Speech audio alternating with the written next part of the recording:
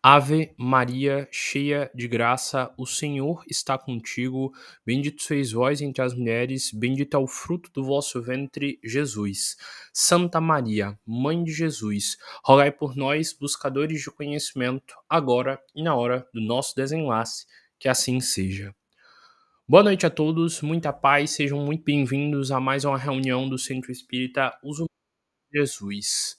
Hoje nós iremos dar continuidade aos nossos estudos do Evangelho segundo o Espiritismo e também do Livro dos Espíritos, se houver tempo.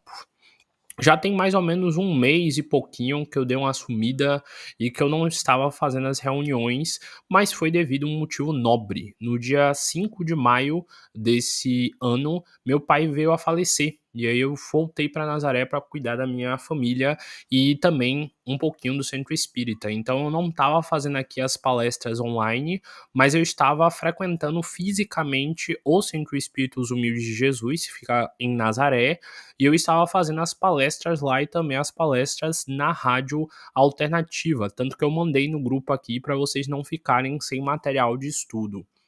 Nisso eu estava fazendo esse trabalho aqui também, só que fisicamente. E agora a gente vai retornar aqui com um trabalho online e quando eu não puder, porque eu vou estar provavelmente lá no presencial, eu aviso também aqui a vocês.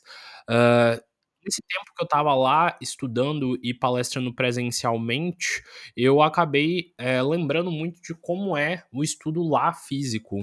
É bem diferente fazer um estudo físico do que o online.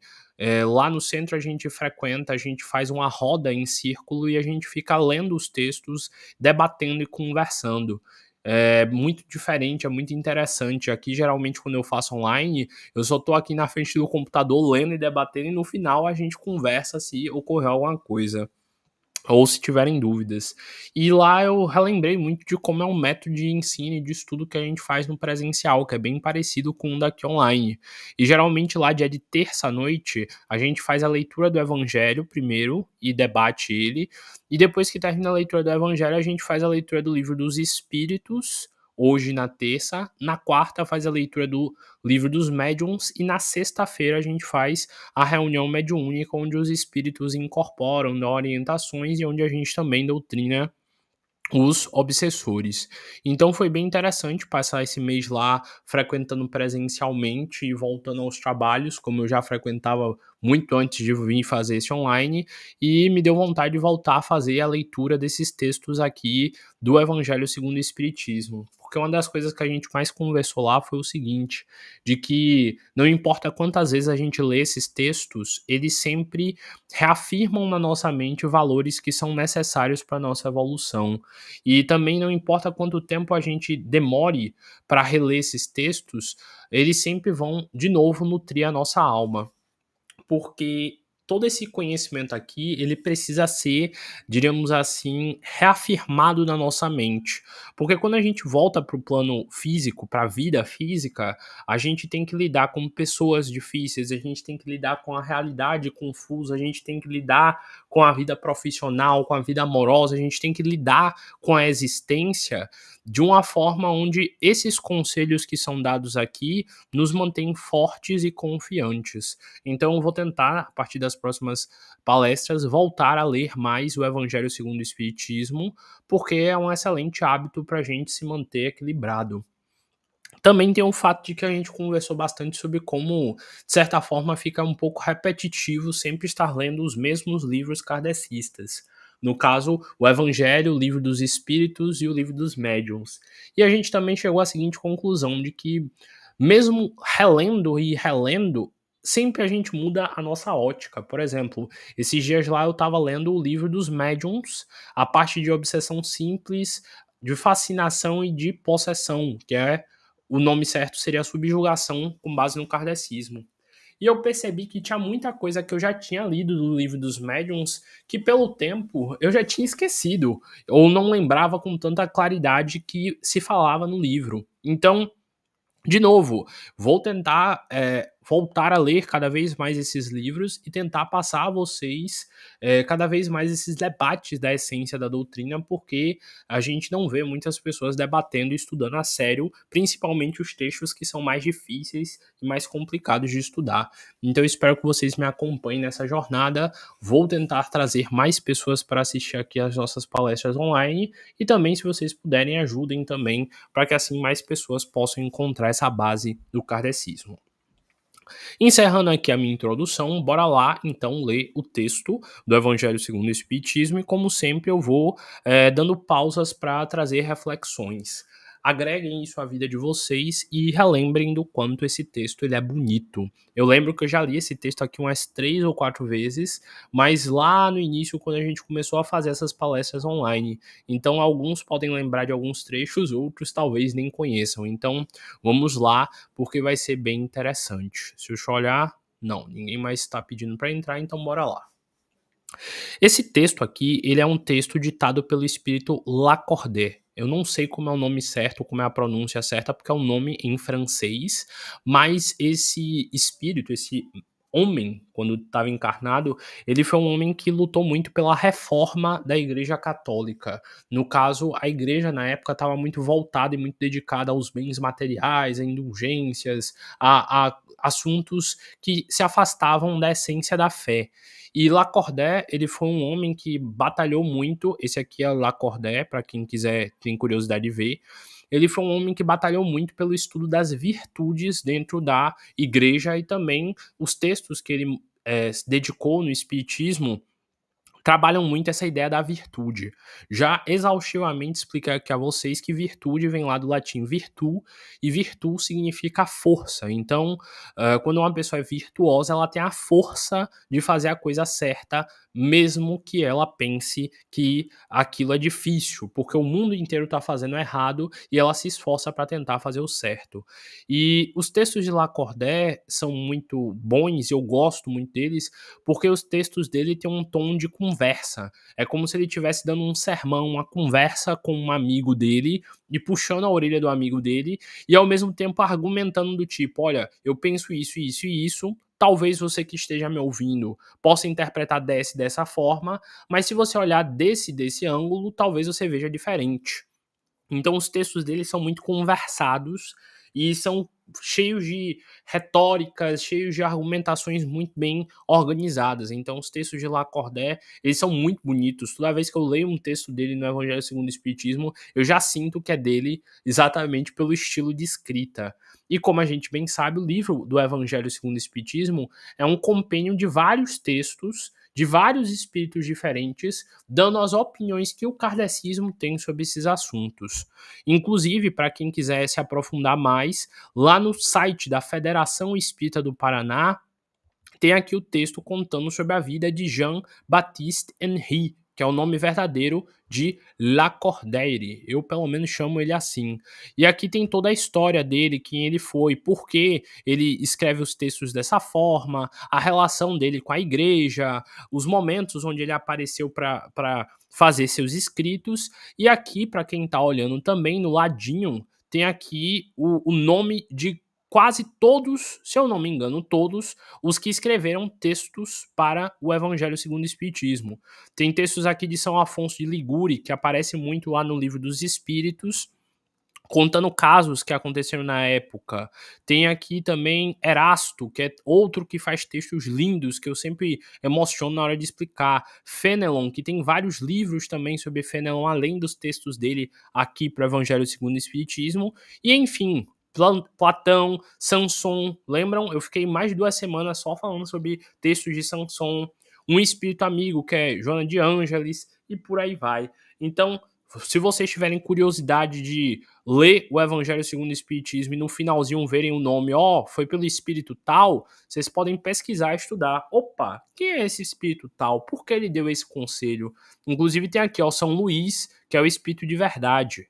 Então a gente pode aprender muito conhecendo também a história de quem escreveu o texto, como é o texto que está aqui. Por exemplo, eu acabei de contar a vocês que Lacordaire, ele gostava muito de falar sobre a virtude e de uma reforma da igreja.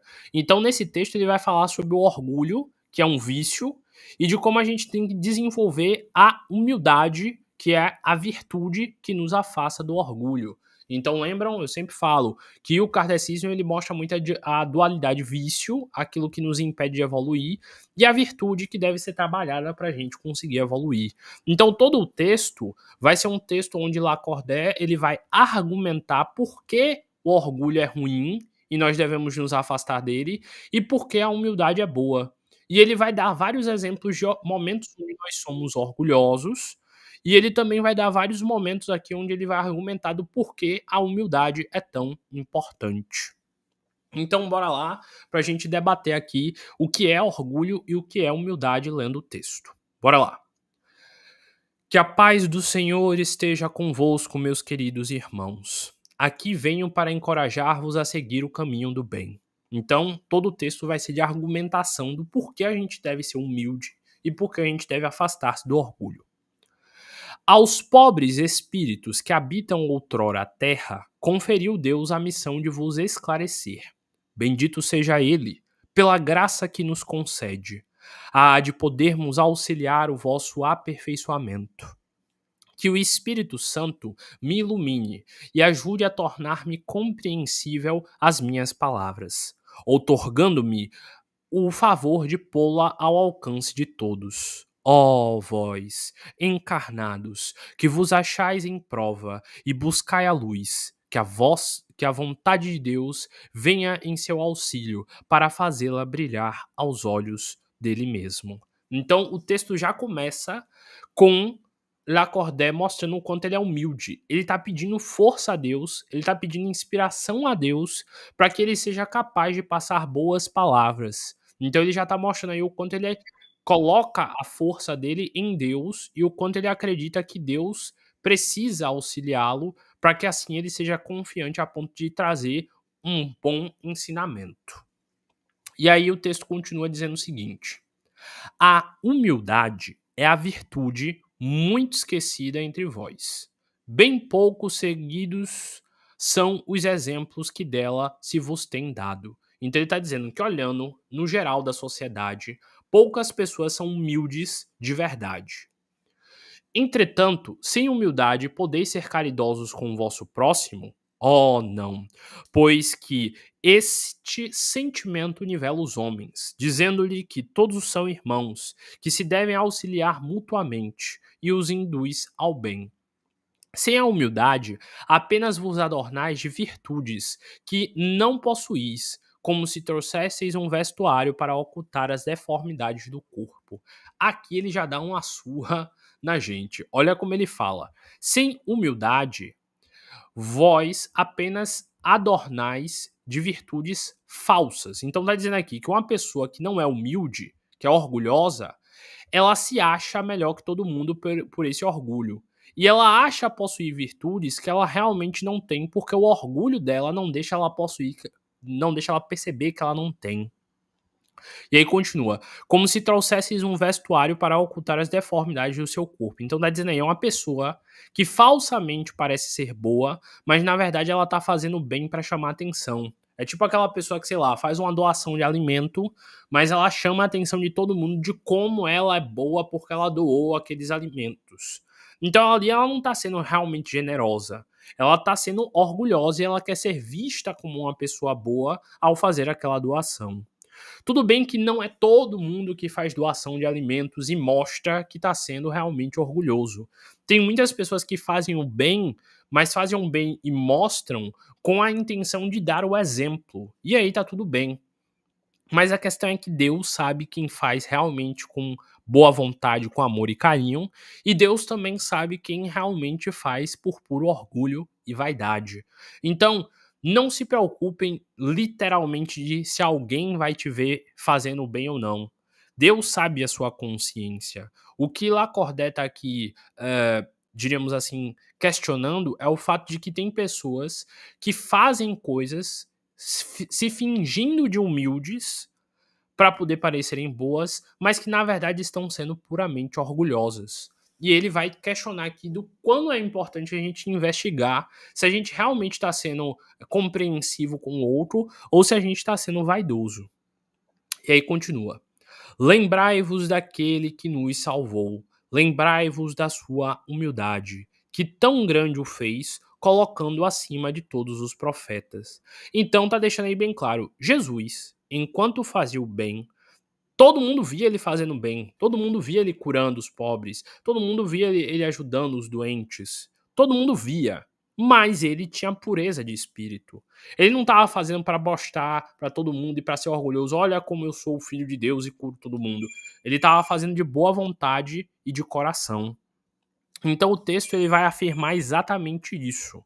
Olha o quão é importante ser humilde de verdade. Espera aí que tá tocando aqui, eu já volto. Rapidinho.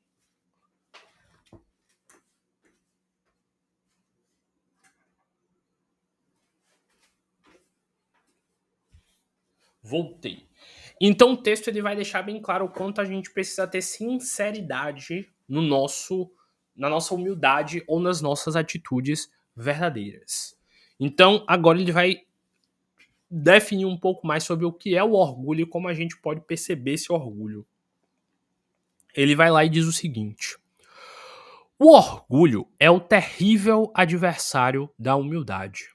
Se o Cristo prometia o reino dos céus aos mais pobres, é porque os grandes da terra imaginam que os títulos e as riquezas são recompensas deferidas aos seus méritos e se consideram de essência mais pura do que a do pobre. Então ele está começando aqui falando sobre como o orgulho ele é uma vaidade criada pela nossa mente. E de como, geralmente, o orgulho ele está em pessoas que têm títulos de riqueza e que têm um dinheiro a mais. Isso não significa que todo mundo que tem título é arrogante e vaidoso, que todo mundo que tem dinheiro é arrogante, vaidoso e orgulhoso. Mas por termos uma falsa notoriedade, um falso desenvolvimento e um falso poder na Terra, nós podemos nos achar melhor do que os outros. E Lacordaire está deixando aqui bem claro que, na verdade, se você tem um cargo a mais, um poder a mais, se você é o vereador, se você é o prefeito, se você é o secretário, se você é o deputado, quanto mais poder Deus colocou nas suas mãos, não é porque você tem mérito para ter esse poder. É porque ele quer que você faça a coisa certa com o que ele lhe deu nas mãos. E que você será julgado e analisado com base no que você fizer. Ah, Francisco, então por que Deus não dá poder apenas para pessoas boas? Porque é que tá. O processo encarnatório, ele é um processo de testes. Não tem como ele colocar apenas só na mão de pessoa boa. Tem que ser na mão de pessoa boa e na pessoa de intenções ruins para que exista um certo tipo de equilíbrio e para também testar essa pessoa para ver se ela vai ser capaz de ser sincera com ela mesma e mudar a atitude dela ruim. Nós estamos num plano de expiações e provas. Nós estamos num plano onde nós precisamos ser testados. Então, da mesma forma que um bom tem que ter a chance de fazer o bem, o mal tem que ter a chance de tentar se modificar e fazer o bem. Então, não tenhamos a ideia de que ficarão impunes. Quando voltarem ao plano espiritual, eles terão de pagar os erros que eles cometerem. Então, de novo, os títulos e a riqueza não fazem você ser melhor que ninguém. Fazem, na verdade, você ter mais responsabilidade espiritual e mais obrigações ainda. Porque quando você voltar ao plano espiritual, você será questionado em relação ao que você fez com o que te foi confiado. E você terá de prestar contas a isso. Tanto que o livro aqui deixa bem claro em vários momentos que as provas de riqueza, na maioria das vezes, são as mais difíceis. Porque quanto mais rico você for, mais chances você tem de fazer o bem. E se você não fizer, você vai ser cobrado. Então, às vezes, ser pobre ou não ter condições é algo, entre aspas, positivo para você. Porque você vai ter menos chances de errar. Então, lembrando também, segundo o kardecismo, a gente já teve encarnação em todo nível. Pobre, rico, branco, preto, homem, mulher, de todos os jeitos, de todas as culturas. Porque nós precisamos ter vários ângulos de vista para evoluir. Se agora você tá pobre, você já foi rico um dia e talvez você fez o mal. Se agora você tá rico, honre a responsabilidade que você tá tendo. Se agora você tá com equilíbrio financeiro, não passa fome, mas também não tem abundância, tente entender por que você está tendo esse nível, essa classe social e o que você pode fazer com esse nível que você está vivendo. E assim, questione-se: eu estou sendo honrado com a prova que eu estou vivenciando? E aí o texto continua: ó irrisão e cegueira, pois então Deus vos distingue pelos corpos? Então, ele já começa aqui a questionar que tem pessoas que se veem melhores que os outros pela cor do corpo, pela força, pela altura, pelo tamanho. E aí ele deixa bem claro que não, que o corpo que você tem é só uma necessidade kármica, mas que ele não significa algo além do que aquilo que você precisa aprender nessa encarnação. E aí continua: o envoltório do pobre não é o mesmo do rico? Terá o criado feito terá o criador feito duas espécies de homem? Tudo o que Deus faz é grande e sábio. Não lhe atribuais nunca as ideias que os vossos cérebros orgulhosos engrandam. Então, deixando aqui bem claro que Deus não tem favorito ou preferido. Se você veio com mais dinheiro, não acho que é porque Deus gosta mais de você e gosta menos do que é pobre. Se você veio com dinheiro, é porque Deus tem algum motivo pelo qual te colocar esse dinheiro nas mãos, algum teste você tem a passar. E os textos espíritas deixam bem claro que quanto mais lhe for dado, mais lhe será cobrado. Então tenham consciência disso. Qualquer mínimo poder que você tiver, tenha consciência de como você está usando. Você é mãe e tem poder sobre seu filho, sua filha? Tenha consciência sobre esse poder. Você é professora e tem poder sobre uma sala de alunos? Tenha consciência sobre o que você está fazendo. Você está dando a melhor aula possível? Você está entregando o melhor material possível? Se você é pai, mesma coisa. Se você faz o filho e foge, também será cobrado. Tenham consciência. Se o seu trabalho é, sei lá, limpar o chão, deixe o chão mais limpo possível. Faça com que todos saibam, poxa, hoje foi fulano que limpou o chão de tão limpo que ele tá. Se você faz qualquer tarefa, entregue qualidade. Mostre que você faz e honra, mesmo que seja pequena, a tarefa que lhe foi entregue. E aí agora o texto faz uma das reflexões que eu acho mais bonitas do texto. Ó rico, enquanto dormes sob dourados tetos, ao abrigo do frio, ignoras que jazem sob as palhas milhares de irmãos teus que valem tanto quanto tu? Então tá deixando aí bem claro, se você é rico, mora no prédio alto, bonito, tem um colchão de plumas, de pena de ganso e etc, etc. Você se acha melhor do que o que tá na chuva, passando frio e fome? Seu corpo não é igual dele? Seu sangue não é igual dele? Se eu tirar toda a sua roupa, você não tem carne igual a ele, órgãos igual a ele, sangue igual dele? O que é que te faz ser melhor ou pior que os outros? Então o texto aqui ele começa a nos fazer nos questionar do porquê existe a desigualdade social. Esse tema aqui eu já debati várias vezes, inclusive, do porquê existem desigualdades sociais e por que Deus deixa alguns sofrerem e outros terem bonança. E eu já expliquei também o quanto isso é lógico segundo a visão do kardecismo e o quanto é ilógico se você não olhar pelo prisma do kardecismo. Porque o kardecismo, por exemplo, eu já li livros que deixam bem claro que um homem ele teve 2, 3 encarnações tendo dinheiro e riquezas. E em todas elas ele esqueceu do compromisso dele de fazer o bem, só queria ficar na farra, bebendo, comendo comidas caras e mais do que vocês pensaram. E aí, no livro, só na encarnação que ele veio pobre, que ele não tinha como gastar o tempo dele de uma forma inútil, que ele veio a se dedicar ao que realmente era importante. Fez obras sociais, se dedicou a fazer o bem, se tornou alguém mais humilde, alguém mais generoso e alguém mais empenhado a evoluir. Eu não estou dizendo que você só pode evoluir sendo pobre e miserável, não. Eu estou dizendo que, geralmente, quando a gente chega num extremo, é porque em todas as outras oportunidades anteriores, a gente não fez o básico. Se o mundo está aí há mais de 2000 anos, com um monte de gente reencarnando, você acha que só agora que você é o coitadinho? Não. Ah, eu sou feio. Você já veio bonito, bonita. Ah, eu sou pobre. Você já veio rico. Ah, eu sou negro e tô sofrendo Tal situação, você já veio branco e você também já provocou isso.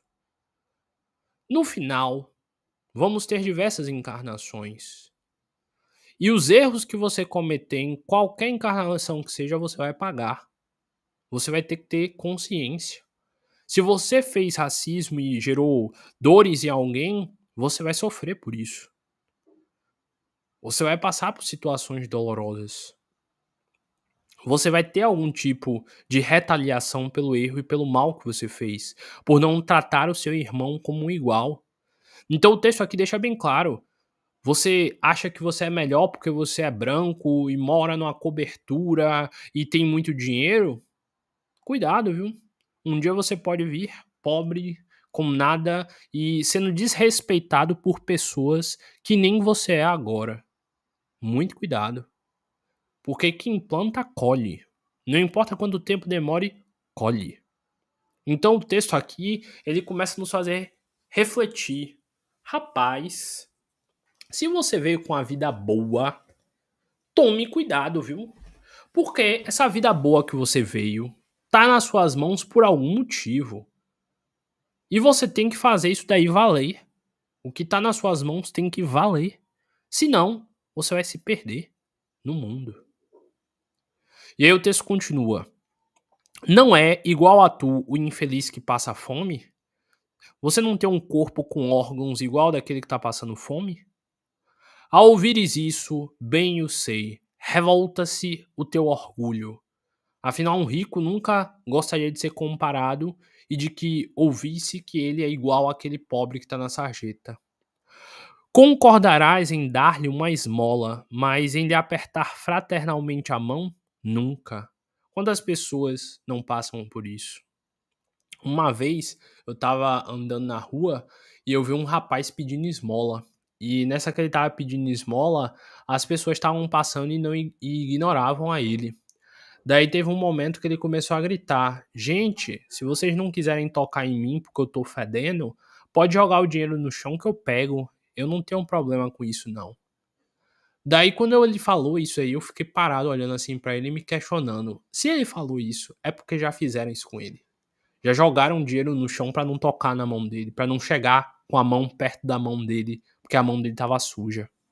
Imagina que dor, não é, passar por isso. Você encarnar pra ficar na rua pedindo esmola pra você poder viver. Deve ser muito doloroso. Eu sei que não dá às vezes pra gente ajudar todos, porque senão a gente não ia ter mais dinheiro nenhum. Mas quando for possível, ajude. Se você estivesse no local dele, talvez você fosse querer ajuda. E o que mais me deixa reflexivo sobre tudo isso é que, lendo os livros, inclusive esse daqui, os livros deixam bem claro o seguinte, que o planeta Terra, ele foi feito para gerar comida e para gerar riquezas 3 vezes mais do que a gente precisa, mais ou menos. Até mais. E ainda assim, devido à desigualdade social, por alguns acumularem mais e outros menos, tem pessoas passando fome e necessidade. E o que eu estou dizendo aqui não é nada político, não. É uma frase que tem no próprio livro dos Espíritos, lá nas leis morais kardecistas. Se eu não me engano, na lei de conservação. Lá, o próprio Espírito responde da seguinte forma: Deus fez espaço ao sol para todos. Mas como alguns não se contentam com o espaço deles e ainda pegam os de outras pessoas, algumas ficam sem sol para poder aproveitar. Então, vamos nos questionar: se um rico usasse o dinheiro que ele tem para construir empresas, para construir empregos, para dar oportunidades àqueles que estão passando necessidade, para auxiliar eles terem condição de estudo, de dedicação, se eles dessem formas dessas pessoas se alimentarem, delas cuidarem da própria vida, como é que não seria o mundo, não é mesmo? Como é que não seriam as coisas? Aqui no Brasil a gente vê o sistema penitenciário como é. Ficam lá amontoados, presos, sofrendo, passando necessidade. Em países desenvolvidos, sabe o que eles fazem? Eles botam os presos para trabalhar. Fazem eles aprender a costurar, a fazer chinelo, a fazer roupa. E a maioria dos presos de lá, quando saem da prisão, eles já saem com um emprego fixo para continuar trabalhando naquilo que eles começaram a trabalhar lá dentro e se destacaram. Então, assim, nós nascemos com a capacidade de pensar e com a inteligência para dar soluções aos problemas que surgem. Se as pessoas quisessem resolver mesmo, tudo já estaria resolvido. A questão é que se uma pessoa ela tá tão ocupada cuidando dela mesma, do orgulho dela, da garrafa de vinho cara que ela vai beber, da viagem bonita que ela quer fazer, ela não vai ter tempo para pensar em quem tá na rua passando fome, porque ela nem lembra que a pessoa tá na rua passando fome. Então, é trabalhando esse lado espiritual de empatia na gente que a gente começa a perceber, rapaz, a gente tem que fazer alguma coisa por essa galera aí que tá passando necessidade. Não dá mais pra ficar vivendo assim, não. Que absurdo é esse? E nós temos de transformar a mente das pessoas. Porque é com uma palestra como essa aqui que as pessoas ouvem, refletem e pensam, rapaz, realmente tem algo errado aí. E o que esse texto tenta nos incentivar é exatamente esse sentimento de empatia e de percepção. Rapaz, realmente as coisas estão erradas. Eu vou reler esse trecho para a gente rever agora com essas reflexões. Ó rico, enquanto dormes sob dourados tetos ao abrigo do frio, ignoras que jazem sob a palha milhares de irmãos teus. Se você tá lá no alto do seu apartamento com o ar-condicionado ligado, deitadinho, assistindo Netflix, você vai lembrar que tem alguém na rua passando fome e frio? Se você tá no alto da sua casa, tranquilo, com tudo trancadinho, com seu cobertor assistindo filme, você vai lembrar que tem gente na rua passando necessidade?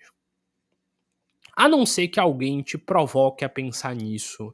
Você vai ficar pensando nesses que estão aí passando por esses sufocos? Além do mais que, geralmente quem tá nesse conforto todo gosta tanto da vida que tem tantas regalias que nem tem tempo para lembrar dos outros. Por isso que a religiosidade é tão importante na vida de uma pessoa. Porque a religião incentiva ela a refletir sobre a vida em outros aspectos e se preocupar com quem não tem o que ele possui. E aí continua o texto. Quem que valem tanto quanto tu, não é teu igual o infeliz que passa fome? Ao ouvires isso, bem o sei, revolta-te o teu orgulho. Bora lá, Cristo não disse que todos nós somos irmãos? Então aquele cara que tá na rua ali passando fome, catando coisa no lixo, é seu irmão. Se o seu irmão da sua casa, do seu sangue, filho do seu pai e da sua mãe, estivesse passando fome na rua, você não ia fazer de tudo para tirar ele de lá? É meu irmão, cresceu comigo, foi pra escola comigo. Você não ia querer cuidar dele? Aí é que eu te digo. Aquela pessoa que tá na rua é filho de alguém, é irmão de alguém. Alguém se importa com ele, assim como você se importa com o seu filho, com a sua filha, com o seu marido, com o seu irmão. Mas por que as pessoas deixam essa situação ficar assim? Ah, mas o governo tem que fazer alguma coisa. Realmente, o governo tem que fazer alguma coisa. Mas quem é que elege os governadores? Quem é que pode reivindicar algo aos governadores? Será que os governantes vão se importar em ganhar voto ou vão se importar de cuidar de pessoas que estão na rua, que nem votam neles? A sociedade ela vai cuidar de quem precisa ser cuidado se isso for uma demanda social importante. Quando a gente vai reivindicar algo, a gente quer o quê? Saúde de qualidade, educação de qualidade, transporte público de qualidade. Como é que quem passa necessidade na rua vai reivindicar algo se eles são esquecidos? Se as pessoas nem se importam se eles existem ou não. E é isso daqui que pode mudar o mundo, quem sabe. Eu tô mudando a mente de vocês que estão me ouvindo. Vocês que estão me ouvindo podem conversar com outras pessoas e mudar a mente delas também. Essas outras pessoas que ouvirem vocês por tabela podem mudar a mente de muitos outros. E é assim que o mundo se transforma. Palavras são fontes inesgotáveis de magia. É com argumentação, com debate, com conversa que a gente muda o mundo. Mas o que é que as pessoas estão preocupadas? um diabo de bebê reborn. O Brasil inteiro falando de diabo de bebê reborn. O que é que o diabo da criança de plástico tem a ver? Qual a relevância disso? Tudo bem que isso daí é algo que a gente tem que estudar socialmente. Por que uma epidemia dessa loucura está acontecendo? Já que eu entrei no assunto, por curiosidade, eu vou explicar a vocês o que é que acontece. Isso daí é uma demonstração clara da desestruturação da família. As pessoas não têm mais família. Não existe mais um conceito de pai e de mãe junto e crianças a serem cuidadas. Então o que é que acontece? O jovem adulto começa a ter o dinheiro dele, o trabalho dele, as coisas dele, e como ele não consegue ter uma família, ele sente um vazio existencial. Enquanto que com 18 anos, 20 anos, seus pais já tinham você, esses jovens adultos agora têm casa, têm local para ir, têm trabalho, têm dinheiro, entre aspas, alguns deles têm, mas não tem como cobrir o vazio existencial deles. Então o que é que eles fazem primeiro? Eles arrumam um pet. Tanto que a epidemia antes do bebê reborn era a epidemia de pai de pet. Por que pai de pet? Porque como a pessoa não se sente preparada e madura o suficiente para cuidar de uma criança, de uma vida, eles adotam um animal e começam a tratar ele como um filho para poder tapar o buraco da falta que eles sentem. Então eles pegam um animal e colocam um lacinho como eles queriam colocar num bebê. Eles dão nome, dão ração cara, levam o bicho para passear e tentam fazer uma substituição com o bicho do que eles deveriam estar fazendo com uma criança, com um filho. Porque genética e biologicamente, o nosso corpo pede isso. Um cuidado com as próximas gerações e com a nossa carga genética. Repassar essa genética. Então a epidemia que aconteceu há alguns anos de pai de pet foi isso. Como as pessoas não tinham, primeiro, relacionamentos saudáveis ou relacionamentos a ponto de criar uma família e de gerar uma família, eles arrumavam animais para poder colocar no local, para poder tapar essa falta existencial deles. Como hoje em dia nenhum relacionamento dura e tem funcionalidade, é muito mais fácil você ser pai de um cachorro ou de um gato do que tentar ser pai de uma criança ou mãe de uma criança que você não vai nem ter condições de cuidar e de criar. Como é que você vai cuidar de um bebê? Como é que você vai pagar as coisas de um bebê? Então essa epidemia de pai de pet começou. E como eles viram que o cuidado com animais já não era o suficiente para eles, o que é que eles fizeram? Começaram a ser pai de bebê de plástico. Afinal, bebê de plástico, você não tem que pagar a papinha, você não tem que comprar ração, você não tem que levar no veterinário. Então, mais uma vez, é um reflexo da falta de desejo de ser responsável dessa nova geração.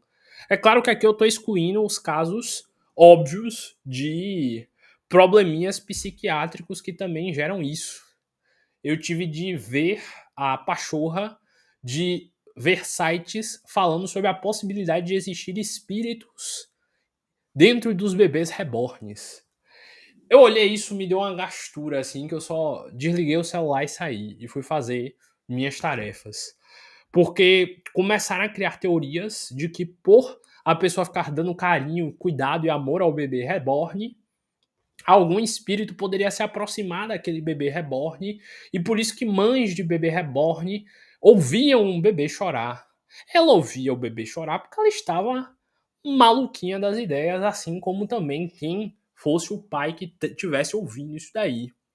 Então, de novo, nós vemos o quanto a família ela foi desestruturada com o passar dos anos. Nós vemos o quanto a responsabilidade de cuidar do outro foi também deixada de lado e o quanto essas novas gerações elas têm dificuldade de assumir tarefas simples, de assumir responsabilidades simples. Hoje em dia, essas gerações mais novas e tudo mais não sabem às vezes ligar para resolver um assunto. É o pai e a mãe que faz. Não sabem lidar em sociedade com coisas simples. como é que eles vão conseguir ser pai ou mãe de alguém? Então, esse fenômeno social aí do bebê reborn, a ponto de uma igreja aqui de Salvador ter que dar uma nota de que ela não faria batismos de bebê reborn, é mais um fruto da nossa sociedade doente, pela falta de reflexões como essa aqui. Será que alguém ocupado em cuidar de pessoas que passam necessidade em rua, que passam fome, ia ter tempo para querer cuidar de um boneco de plástico? Eu acho que não, né? Então, de novo, nós vemos o quanto, para cuidar de quem realmente precisa de cuidado, as pessoas têm uma má vontade absurda. Mas inventar que o bebê reborn tá vivo, não falta maluco para poder arrumar coisa. Tudo bem, é claro que nos casos de realmente uma doença psiquiátrica contestada e aprovada, a gente tem que dar o cuidado, levar para psicólogo, dar medicação e tudo mais.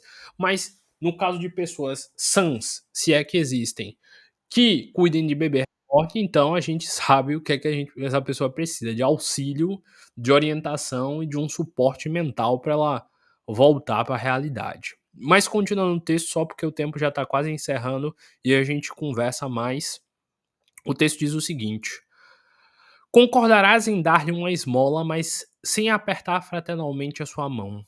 Pois que, dirás eu, de sangue nobre, grande da terra, igual a este miserável coberto de andrajos?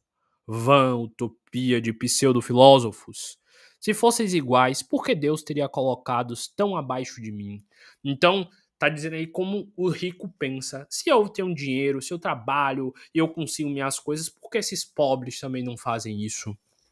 E aí o texto nos questiona sobre por que as pessoas acabam desenvolvendo esse orgulho, porque elas veem o mundo de uma forma distorcida que fazem elas se sentirem superiores.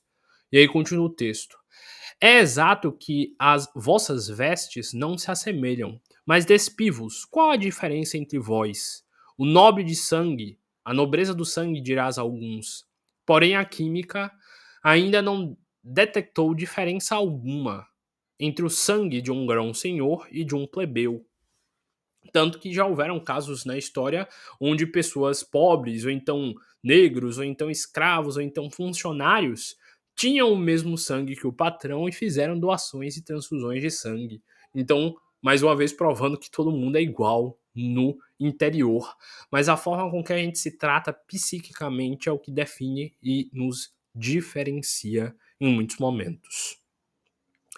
Entre o do senhor e do escravo, inclusive Nietzsche faz um trabalho bem interessante falando sobre a moral de escravo e a moral de senhor, e sobre como as pessoas se tratam em sociedade. Por exemplo, se alguém chega para falar com você na rua e tá fedendo, com a roupa toda esquisita, você talvez nem dê atenção. Mas se a pessoa estiver bem vestida, com um traje social, você vai prestar atenção e dar muito mais valor ao que ela tá lhe dizendo. Nós julgamos, e julgamos muito, a estética sem nem perceber. Quem te garante que também tu já não tenha sido miserável e desgraçado como ele? Que também não hajas pedido esmola? Que não a pediras um dia a este mesmo que hoje tu desprezas? São eternas as riquezas? Não. Elas desaparecem quando se extingue o corpo, envoltório perecível do teu espírito? Ah, lá, lança sobre ti um pouco de humildade. Põe os olhos afinal na realidade das coisas deste mundo, sobre o que há de lugar ao engrandecimento, ao rebaixamento do outro. Lembra-te de que a morte não te poupará como a nenhum homem, que os teus títulos não te preservarão do seu golpe, que ela poderá ferir-te amanhã, hoje ou a qualquer hora. A morte vai te levar a qualquer instante. E lá no plano espiritual, teu dinheiro não serve de nada. Só as virtudes que você carrega no seu espírito dão conta de algo. Se te enterras no teu orgulho, ó, quão então te lamento, pois bem digno de compaixão serás tu. Bem, infelizmente o tempo não me deixa continuar o texto, mas basicamente ele vai ser uma continuidade de argumentações do porquê é importante ser humilde e do quanto nós devemos afastar do nosso espírito a qualquer custo o orgulho. Esse texto é de Lacordaire, Constantina, 1863, esse homem aqui, e de novo, vão lá estudar mais sobre a vida de Jean-Baptiste Henri Lacordaire e pesquisem, estudem. Vai ajudar muito a vocês a entenderem cada vez mais a essência do kardecismo.